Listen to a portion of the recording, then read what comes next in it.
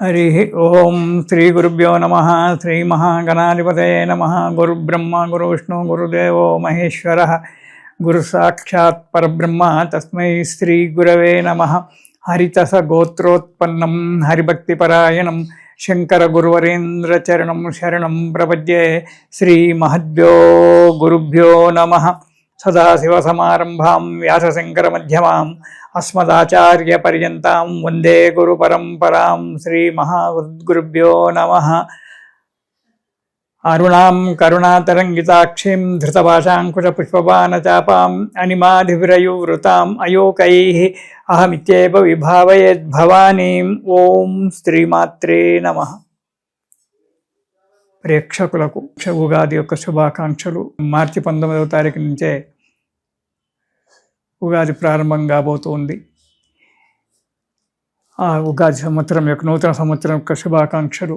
ఇక మనం మాసవారీగా చెప్పుకునేటువంటి యొక్క ఫలితాలలో మనకు పాల్గొన మాసం, తెలుగు నెలలలో పాల్గొన మాసము మన ఇంగ్లీషు నెలల ప్రకారంగా చూసుకున్నట్టయితే ఫిబ్రవరి 18 నుంచి మార్చి 18 వరకు మనకు ఈ ఫలితాలు ఉంటాయి. ఈ మాస ఫలితాలలో మనం ప్రతి నెలలో ఏ విధంగా చెప్పుకుంటున్నామో ఆ విధంగానే ఈ నెలలో కూడా మాస ఫలితాలు ఎలా ఉంటాయో మనం చూసుకుందాం. శ్రీ గురుభ్యో నమః. శ్రీ మహాగణాధిపతయే నమః. ధనస్సు రాశి. ఈ రాశి వారికి ఈ నెలలో అన్ని రంగాలలో చేసే వృత్తి వ్యాపారాలలో మంచి తృప్తికరంగా ఉంటుంది, ఆనందంగా ఉంటుంది. విందులు వినోదాలతో బంధుమిత్రులతో కలయిక ఉంటుంది.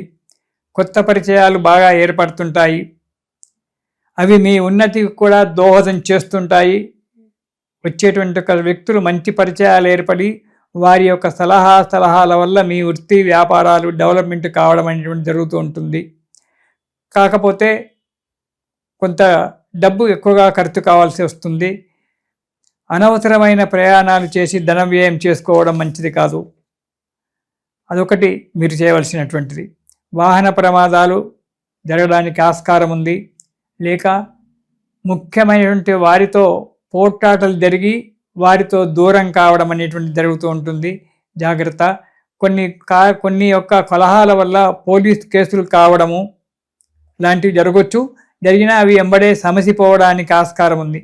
కానీ ప్రయాణాల విషయంలో మాత్రం అడుగడుగున జాగ్రత్తగా ప్రయాణాలు చేయండి. మాట్లాడే విషయంలో జాగ్రత్తగా ఉండండి. కొన్ని పనులలో అపజయాలు కలుస్తాయి. అనుకున్న పనిగా ఆదిలోనే అంశపాదు అన్నట్టు ప్రారంభంలోనే దానికి ఇబ్బందులు ఏర్పడి అపజయం కోరుతుంది. దానికి కృంగిపోవద్దు. మనస్సును ధైర్యం చేసుకొని కార్యాన్ని విజయం చేయడానికి సాధించే ప్రయత్నం చేయండి. జాగ్రత్తగా ఉండండి. మనోధైర్యాన్ని కోల్పోకండి. ఆ పని మీ నుంచి అవుతుంది, ఈ పని నేను చేయగలుగుతాను అనేటువంటి ఒక మనోధైర్యంతో కనుక ఉన్నట్టయితే పని నిలబెడతారు. కాకపోతే జయాపజయాలు అనేటువంటి యొక్క భగవద్ ఆధీనం కాబట్టి జయాపజయాలు కలుగుతూ ఉంటాయి. వాటి గురించి ఎక్కువగా ఆలోచించకండి. ఇక మొదటి వారం వ్యాపారంలో అభివృద్ధి బాగా ఉంటుంది.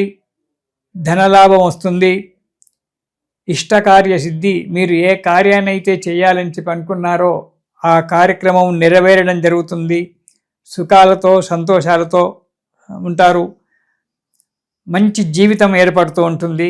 కానీ చిన్న చిన్న ఆటంకాలతో ఈ నెలలో జీవితం గడపడం అనేటువంటి జరుగుతూ ఉంటుంది. ఇక రెండవ వారం అభివృద్ధి బాగానే ఉంటుంది. మీ అంచనాలకు తగినట్టుగా కార్యక్రమాలు జరగవచ్చు. కానీ కొన్ని కార్యక్రమాలు మాత్రం మీ అంచనాలకు తలక్రిందులే మీకు కొద్దిగా ఇబ్బంది కలిగిస్తాయి. జాగ్రత్తగా ప్రతి విషయం కూడా జాగ్రత్తగా ఆలోచించండి. ఇప్పుడు కార్యక్రమం నెరవేరుతుంది. పెద్దల పరిచయాలు జరుగుతాయి. రాజకీయ నాయకులు, పెద్ద పెద్ద ఆఫీసర్లు, ఇతరత్ర వాళ్ళు ఎవరో మనకంటే ఉన్నత స్థాయిలో ఉన్నటువంటి ఒక వ్యక్తుల చేత పరిచయాలు ఏర్పడి కొన్ని కార్యక్రమాలు సునాయాసంగా నెరవేరేటువంటి ఒక యోగం కనబడుతూ ఉంటుంది. కాబట్టి చాలా అవసరం. మీకు పట్టుదల బాగా ఉంటుంది. పట్టుదలతో పాటు కోపతాపాలు కూడా బాగానే ఉంటాయి. కాబట్టి పట్టుదల ఉండి కోపతాపాలు ఉన్నంత మాత్రాన లాభం లేదు. ఆ కోపతాపాలు మంచి పెట్టి ఆ పట్టుదలను కార్యం మీద పెట్టి ఆ కార్యాన్ని సాధించండి.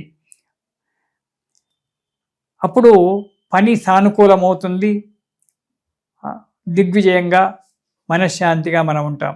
ఇక 3వ వారం ఎప్పుడూ మనస్తాపం, ఏదో పొడగొట్టుకున్నట్టుగా ఉండాల్సి వస్తుంది. ఉద్యోగస్తులకు స్థాన చలనం జరుగుతూ ఉంటుంది. అది అనుకున్న చోటికే జరగడానికి ఆస్కారం ఉంది. కొద్దిగా మీరు ప్రయత్నం చేసినట్టయితే మీరు కోరుకున్న చోటికి ఉద్యోగం ట్రాన్స్ఫర్ కావడం జరుగుతుంది. కొన్ని ఇబ్బందులు రావచ్చు, అది సహజం. ఆ ఇబ్బందులు వచ్చాయని చెప్పి బాధపడుతూ కూర్చోకుండా అడుగు ముందుకు వెయ్యాలి. మీకు ఒకటి ఏం అలవాటంటే ఇబ్బందులు వచ్చాయి, సంఘంలో నా పేరు పోతుందో ఏమో అనే బాధపడుకుంటూ చేతులు నలుముకుంటూ కూర్చుంటారు. అలా కూర్చోవద్దు. చీకటి ఉంది అని చెప్పి బాధపడే బదులు చుట్టూరా ఉన్న చీకటిని తిట్టుకుంటూ కూర్చోవడం కంటే ప్రయత్నించి ఒక చిన్న దీపం వెలిగించడం మేలంటారు పెద్దలు. చీకటి ఉంది అని చెప్పి బాధపడి కూర్చోవడం, ఒక చిన్న క్యాండిల్ వెలిగించుకున్నట్టయితే వెలుతురు వస్తుంది కదా. అలా ప్రయత్నం చేయండి. కార్యం కాలేదు అని చెప్పి బాధపడుకుంటూ కూర్చోకుండా దాని గురించి ప్రయత్నం చేస్తే కొంత కార్యక్రమం సఫలీకృతమై మీకు మంచి పేరు రావచ్చు.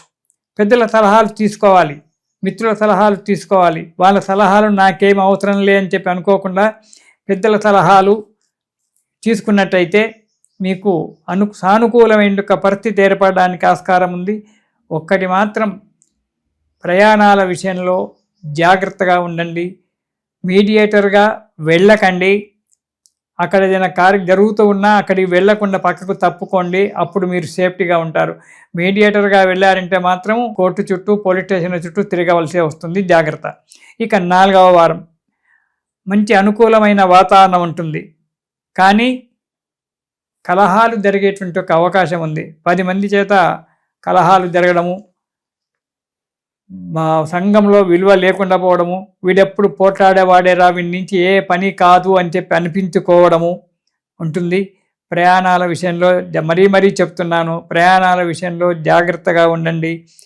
ఎదుటి వ్యక్తులతో మాట్లాడేటప్పుడు జాగ్రత్తగా ఆచితూచి మాట్లాడండి. జీవితాన్ని సుఖంగా గడుపుకోండి. మనోధైర్యాన్ని మాత్రం వీడ్చిపోవద్దు. ఈ కష్టాల నుంచి కొంచెం తొలగాలంటే శని స్తోత్రము, కాలభైరవ స్తోత్రం ప్రతిరోజు పారాయణం చేయండి. ఆ కాలభైరవుని యొక్క అనుగ్రహం వల్ల మీకు మంచి జరిగి సుఖంగా సంతోషంగా ఉంటారు. ఇది శుభం.